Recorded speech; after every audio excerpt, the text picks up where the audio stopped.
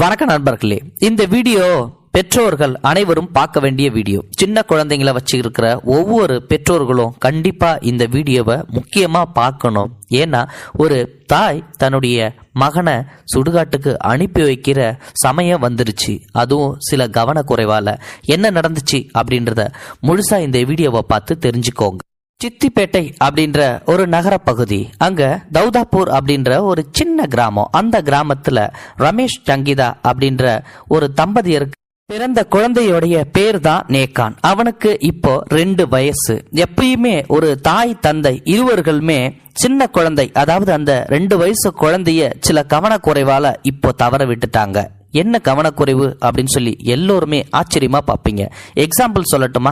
ஒரு சின்ன குழந்தை எங்கேயாவது ஒரு இடத்துல விளையாடுது அப்படின்னு சொல்லி கேட்டா அந்த குழந்தை எதை வேணாலும் எடுத்து வாயில வைக்கும், எதை வேணாலும் தூக்கி போடும், என்ன வேணாலும் செஞ்சுக்கிட்டு இருக்கோம். ஆனா அந்த குழந்தை என்ன எடுக்குது போகுது வருதுன்னு சொல்லி நம்ம தான் கவனிப்போட இருக்கணும். சில தீங்கத்தகாத பொருட்களை எடுத்து அப்படியே வாயில வைக்கும். அதை நம்ம கவனிக்காம விட்டுட்டானா அது குழந்தையுடைய உயிருக்கே ஆபத்தா போயிடும். ஆனா இந்த குழந்தை அந்த மாதிரி இறந்திருந்தா கூட ஒரு விதத்துல இது ஆக்சிடென்டலா நடந்து போயிடுச்சுன்னு சொல்லி விட்டுட்டு போயிடலாம். ஆனா பெத்த தாயே அந்த குழந்தைய கொல்ற அளவுக்கு போயிட்டாங்க அப்படின்ற மாதிரி இந்த ஒரு அலட்சியமான சம்பவமும் அங்கதான் நடந்திருக்குது. என்ன நடந்துச்சு அப்படின்னா, அந்த குழந்தைக்கு முட்டை கொடுத்துருக்காங்க, அதனால அந்த குழந்தை இறந்திருக்கு. என்ன சொல்றீங்க, முட்டை கொடுத்து அந்த குழந்தை இறந்துருச்சா? எங்களால நம்பவே முடியலையே அப்படின்னு சொல்லி நிறைய பேர் கேள்வி கேட்பீங்க. ஆமாங்க, அந்த முட்டை கொடுத்த அந்த தாய் இருக்காங்க இல்லையா, குழந்தை நல்லா ஆரோக்கியமா வளர்றதுக்கு தான் அந்த முட்டையை கொடுத்துருக்காங்க. ஆனா எப்பவுமே ஒரு பெற்றோர்கள் நினைக்கிறது தான் குழந்தை படிச்சு பெரியாளாகி வளர்ந்து நல்ல ஒரு நிலைமைக்கு வரணும்னு சொல்லி தான் எல்லோருமே நினைப்பாங்க. ஆனா இந்த குழந்தையும் அதே மாதிரி தான் அந்த பெற்றோர்கள் வளர்த்துட்டு வந்துட்டு இருக்காங்க. அந்த ஒரு நல்ல எண்ணத்தோட தான் முட்டையை அவிச்சு குழந்தையோட கையில கொடுத்துருக்காங்க. ஆனா அந்த குழந்தை உயிர் இறந்து போயிடுச்சு. எப்படா முட்டை சாப்பிட்டு அந்த குழந்தை உயிர் இறந்திருக்குன்னு சொல்லி தானே யோசிக்கிறீங்க. வேற ஒன்றும் இல்லைங்க, சிம்பிளா இது ஒரு சின்ன விஷயத்த கவனிக்காம அப்படியே விட்டுட்டாங்க. 2 வயசு குழந்தைக்கு ஒரு பெரிய முட்டையை அவிச்சு அந்த குழந்தையுடைய கையில கொடுத்துட்டு சாப்பிடு அப்படின்னு சொல்லிட்டு இவங்க கிச்சன்ல வேலை பார்க்கறதுக்காக உள்ள நுழைஞ்சிட்டாங்க. ஒரு 15 நிமிஷம் கழிச்சு அந்த குழந்தைய போய் பார்த்துருக்காங்க. சத்தம் எதுவும் கேட்காதால என்னடா அது குழந்தை விளையாண்டுகிட்டு இருந்தா சத்தம் எதுவுமே கேட்கலையே அப்படின்னு சொல்லி எட்டி பார்க்கறாங்க.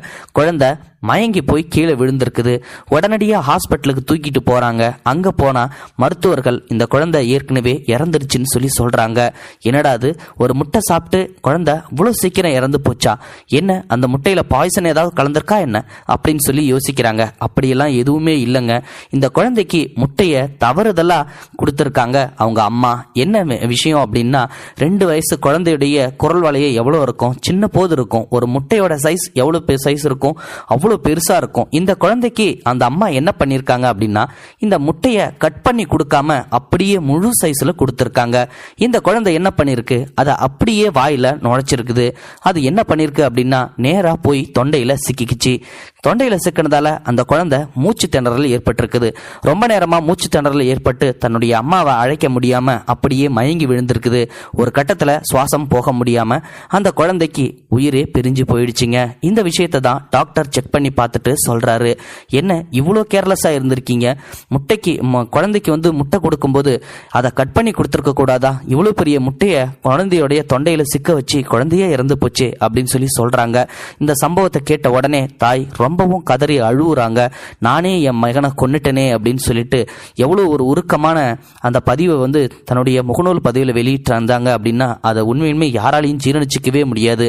இப்போ புரிஞ்சுதா ஏன் பெற்றோர்கள் இந்த வீடியோவை அவசியமா பார்க்கணும்னு சொல்லி சொன்னேன் அப்படின்னா, கண்டிப்பா இந்த வீடியோ எல்லோருக்குமே ஒரு முக்கியமான வீடியோவா இருக்கும். இனிமேல் கொண்டு குழந்தைங்க கையில ஒரு பொருளை நம்ம கொடுக்குறோம் அப்படின்னா அதை எந்த அளவுக்கு கவனமா பார்த்து கொடுக்கணும் அப்படின்றத இந்த ஒரு வீடியோ மூலிமா நான் தெளிவா உங்களுக்கு புரிய வச்சிருப்பேன்னு நினைக்கிறேன்.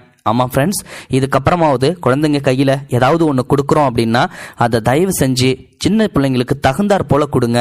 இந்த வீடியோ பிடிச்சிருந்தா லைக் பண்ணுங்க, ஷேர் பண்ணுங்க, மற்றவங்களுக்கும் இந்த வீடியோவை ஷேர் பண்ணி விடுங்க. நிச்சயமா இது ஒரு வீடியோ பதிவா இருக்கணும்னு சொல்லி தான் இந்த வீடியோவை நான் பதிவிடுறேன். இது போன்ற செய்திகளை உடனுக்குடன் நீங்கள் தெரிந்து கொள்ள மறக்காமல் எங்களுடைய சேனலை சப்ஸ்கிரைப் செய்யவும், கூடவே பக்கத்தில் வரும் பெல் ஐக்கானையும் கிளிக் செய்யவும்.